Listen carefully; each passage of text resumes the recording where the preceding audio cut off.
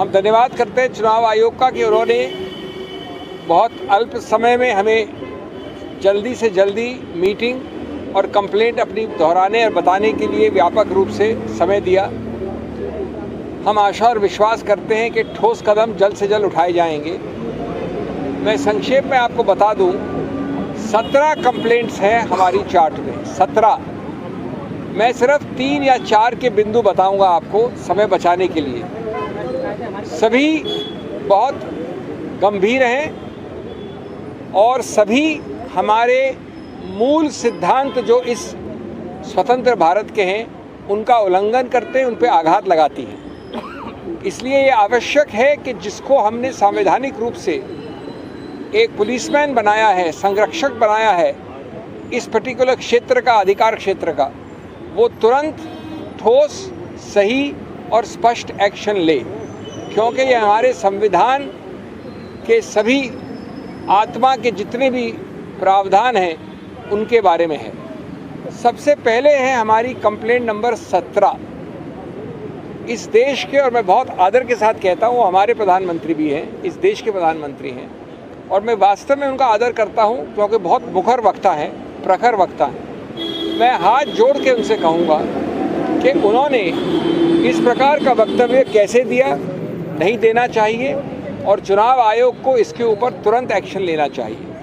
ये वक्तव्य आप सभी जानते हैं, ये उनके ऑफिशियल हैंडल पे छपा हुआ है, प्रकाशित है। ये कल परसों कैंपेन के दौरान राजस्थान में कहा गया। इसमें मैं इसको भद्दा मानता हूँ, मैं इसको दोहराऊंगा नहीं, लेकिन इसके 4-5 तत्व आपको याद दिलाऊंगा जिसको हमने पूरी तरह से चुनाव आयोग के सामने रखा। इसमें एक समुदाय एक धर्म का स्पष्ट नाम के साथ विवरण है, स्पष्ट नाम के साथ। नंबर 2, ये बड़े स्पष्ट रूप से कहा गया है कि वो समुदाय इस देश की अल्प रिसोर्सेज को हड़प सकता है, हड़प लेगा, कांग्रेस उनको दे देगी इस प्रकार के अल्प रिसोर्सेज, उस समुदाय, उस धर्म को। नंबर 3, उस समुदाय और उस धर्म को घुसपैठियों के साथ बराबर में जोड़ा गया है।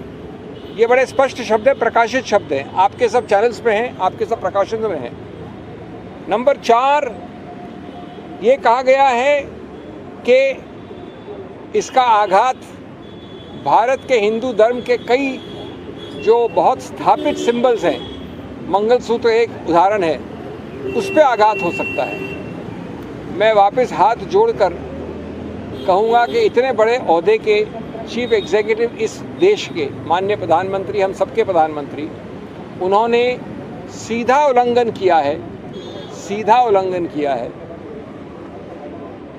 123, जो किसी रूप से धर्म के आधार पर कोई वक्तव्य अलाउ नहीं करता है चुनाव के वक्त। नंबर 2, चुनाव आयोग के बारंबार सर्कुलर्स का उल्लंघन है। उसका आखिरी सर्कुलर 2024 का, वो भी ये कहता है कि किसी रूप से, परोक्ष हो या सीधा हो, आप धर्म के आधार पे ऐसा कोई आक्षेप या एक संकेतात्मक रूप से भी, या तो सीधा है, नहीं कर सकते। नंबर 3, उन्होंने भारतीय संविधान की अस्मिता पे आघात किया है। भारतीय संविधान एक गौरवशाली संविधान है जो बोम्माई केस के पहले से कहता है, पहले से, कि धर्मनिरपेक्षता, पंथ निरपेक्षता हमारे संविधान के मूल ढांचे का एक अभिन्न अंग है। मूल ढांचे का अभिन्न अंग होने का मतलब होता है कि संविधान संशोधन द्वारा भी उसको आप नहीं बदल सकते। अगर ये बात है तो आप समतल ज़मीन के लिए, लेवल प्लेइंग फील्ड, गणतंत्र, लोकतंत्र के लिए, डेमोक्रेसी, ये सब एक अभिन्न अंग है मूल ढांचे के। आप इस प्रकार के आपसी वैमनस्य के वक्तव्यों द्वारा इसको बिल्कुल नॉन समतल, नॉन लेवल प्लेइंग फील्ड बना रहे हैं और इसका इलाज सिर्फ चुनाव आयोग के पास है। इसलिए जो आप, और मैं कह रहा हूँ ये कि इसमें भारत की क्रेडिबिलिटी का सवाल है, हमारे संविधान की क्रेडिबिलिटी का सवाल है, हमारे प्रधानमंत्री के पद की क्रेडिबिलिटी का सवाल है, हमारे चुनाव आयोग के क्रेडिबिलिटी का सवाल है। इसलिए आप वो सब जो करते हैं, जो आम आदमी के विषय में करते हैं, वो प्रतिबंध आपको लगाना पड़ेगा, चाहे कोई कितना बड़ा हो, चाहे कोई कितना छोटा हो।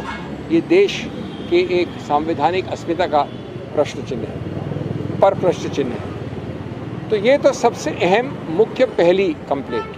हमारी दूसरी याचिका है, जो आपने तस्वीरें लगाई हैं अपने सत्तारूढ़ पार्टी की ऑफिशियल हैंडल्स में, गुजरात में विशेष रूप से, वो सिर्फ धर्म की बात करते हैं। हमने फ़ोटो दी हैं, आप वो ऑफिशियल हैंडल उठा के देख लीजिए, उसमें सिर्फ धर्म के चिन्ह हैं। हम एक गौरवशाली देश हैं, मैं एक गौरवशाली हिंदू हूँ, ये गौरवशाली सिख हो सकते हैं, ये गौरवशाली ईसाई हो सकते हैं, लेकिन धर्म के चिन्ह हम अपने घर में पूछते हैं। हम अपने ऑफिशियल हैंडल में लगाकर उसके आधार पर वोट मांगने नहीं जाते हैं। ये हमारा दूसरा याचिका है, विस्तार से है, फोटोओं के साथ है, व्यापक है। ये उन्हीं प्रावधानों का उल्लंघन है जो माननीय प्रधानमंत्री ने अपने पहले वाले हमारी कंप्लेंट के विषय में किए।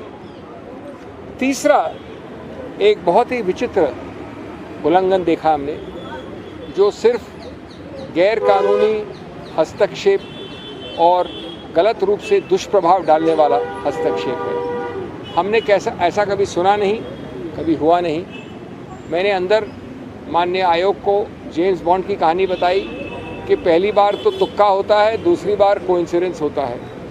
अगर वही चीज़ तीसरी बार हो तो उसको शत्रु का एक्शन कहा जाता है। सूरत में ये बात बारंबार हुई है, ये कोइंसिडेंस नहीं है, ये शत्रु का एक्शन है। क्या हुआ? एक साथ 4 प्रस्तावक कांग्रेस कैंडिडेट के खड़े होकर बोलते हैं कि ये हस्ताक्षर हमारे नहीं हैं। चुनाव के एक दिन पहले ये कहा जाता है। उसके बाद कुछ समय तक जो कैंडिडेट है सूरत से, वो भी लापता होते हैं, मिलते नहीं हैं। अब सबसे रोचक, जो कोइंसिडेंस नहीं हो सकता, जितने और पार्टियों के जितने कैंडिडेट्स हैं सूरत से, सब विड्रॉ कर जाते हैं। ये ऐसा अजूबा तो हमने देखा नहीं। सूरत का कैंडिडेट इतना प्रभावशाली है कि कोई उसके विरुद्ध खड़े होकर तैयार नहीं। खड़े होने के बाद, नामांकन पत्र भरने के बाद, तो इसलिए हमने कहा है चुनाव आयोग से कि ये आपने चुनाव के धरातल को नॉन लेवल प्लेइंग फील्ड बना दिया है, समतल ज़मीन नहीं छोड़ी है। ये चुनाव पिटिशन का मामला नहीं है, इसमें आपका एक ही हल है, ऐसे कारनामों का फ़ायदा न उठा पाए कोई, इसलिए अति आवश्यक है कि आप स्थगित करें चुनाव सूरत में और चुनाव की नई तारीख दें, जिससे ये संदेश बड़ा स्पष्ट जाए कि अगर मैं इस प्रकार के दुष्प्रभाव से इनको इफ़ेक्ट करता हूँ या इनको इफ़ेक्ट करता हूँ, वोटर हो या कैंडिडेट हो, उसका फ़ायदा मैं नहीं ले सकता। इसलिए इस चुनाव को स्थगित करने की हमने मांग की। 5वां उदाहरण आता है, हमने कंप्लेंट की है न्यूज़ 18 के एक एंकर चैनल ऑपरेटर जो चलाते हैं प्रोग्राम्स, सूर्य तिलक से राज तिलक नाम से उनका एक प्रोग्राम है, उनको लिखित कंप्लेंट दी है अमीश देवगन के विषय में। आप लोग सब पत्रकार हैं, आप लोग सब यूट्यूब में जाना जानते हैं, आप उनका वो प्रोग्राम देख लीजिए। हमने लिंक दी है चुनाव आयोग को। वो इतना भद्दा है, वो इतना उत्तेजनापूर्ण है, वो इतना आपसी वैमनस्य फैलाता है, वो इतना धार्मिक है, वो इतना गैर कानूनी है, वो इतना धर्मनिरपेक्षता और पंथ निरपेक्षता के विरुद्ध है कि हमारा पूरा शर्म से माथा झुक जाए। हमने तुरंत प्रतिबंध के लिए कहा है। इसी महान व्यक्ति के विरुद्ध पहले कंप्लेंट्स हो चुकी हैं, निर्णय आ चुके हैं, लेकिन इस वक्त एक प्रयत्नशील काम हो रहा है कि चुनाव में जितना माइलेज निकाल सको गैर कानूनी काम से उतना निकाल लो, बाद में देखी जाएगी। कि बाद में देखी जाए पे तुरंत प्रतिबंध लगाने के लिए आवश्यक है कि इसको रोका जाए, और वो हमने हमारी चौथी कंप्लेंट में किया है। अंतिम बात जो मैंने कही, और मेरे मित्र अभी एक दो और आपको उदाहरण देंगे, जो अंतिम बात मैंने की वो थी कि माननीय राहुल गांधी जी कर्नाटक के उस क्षेत्र में कैंपेन करेंगे जब दूसरा कर्नाटक का क्षेत्र जो है वो साइलेंस पीरियड में होगा। यानी एक क्षेत्र में कर्नाटक में चुनाव हो गए, वो साइलेंस पीरियड में चला गया है, मौन व्रत के पीरियड में, और दूसरे पीरियड में जहाँ की अलग अलग चरणों के चुनाव हैं वहाँ पर कैंपेनिंग अनुमति है, अलाउड है। तो हमने स्पष्टीकरण मांगा है कि चुनाव आयोग राहुल गांधी जी को उन क्षेत्रों में चुनाव अभियान करने का पूरा अनुमति दें। ये सभी हमारे बाकी 15 या 14 कंप्लेंट्स के साथ विवरण किया है, लिखित दिया है, कंप्लेंट दी है, प्रावधान दिए हैं, फोटोग्राफ दिए हैं, याचिकाएं दी हैं। और उसके बाद अब हम समझते हैं कि ट्रायल पे न ये लोग हैं न हम हैं, ट्रायल पे चुनाव आयोग है।